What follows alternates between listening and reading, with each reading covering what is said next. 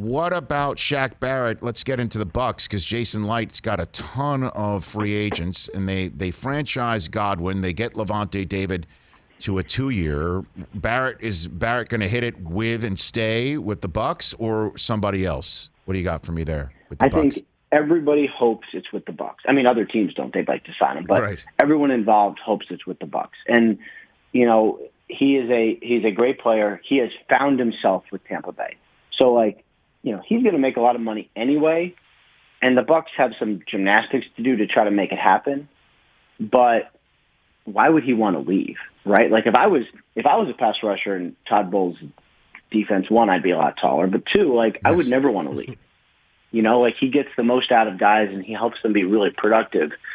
So to me, I would be surprised if Shaq Barrett ended up leaving the Bucs. That would be a pretty surprising free agent development, I would say. And the maneuvering that you're saying that the Bucs need to do to, I guess, move things around, shift things around, does that involve Tom Brady getting extended? What do you got for me on that? Yeah, I think that's something that's been in the works the last couple of days. It probably ends up as a 1-year extension, trade cap space, a little more guarantee, give them some room this year. And I think anybody who watched Brady sees a player who does not somehow appear to be on the downside. So if he's sticking around at least definitely next year, which I think obviously he is, and maybe the year after, which seems probably the case too, then locking him in for another year and giving yourself cap room makes a lot of sense. And then do you take that money and give it to Godwin? Or because both Jason Light, when he was on this show, and Bruce Arians said that they feel that they can keep everybody that they need to keep. Who's on the list of the need to keep, do you think, from the 20-some-odd unrestricted? Gronk is one of them, huh? Yeah, I know he's coming back.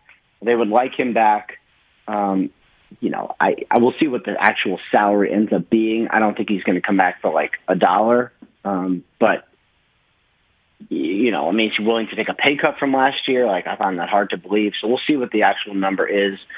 And then you have Antonio Brown, who wants to be back with the Bucs. They want him back. Brady wants him back. What's that number going to be? As we've learned and we've talked about, it's never going to be as high as you think, especially in this ridiculous year. So what does he end up being willing to accept to play with Tom Brady again? I think that's a legitimate question, and his market's going to be fascinating too. Hey, you watched all the way to the end. Thanks for that. Watch more right here.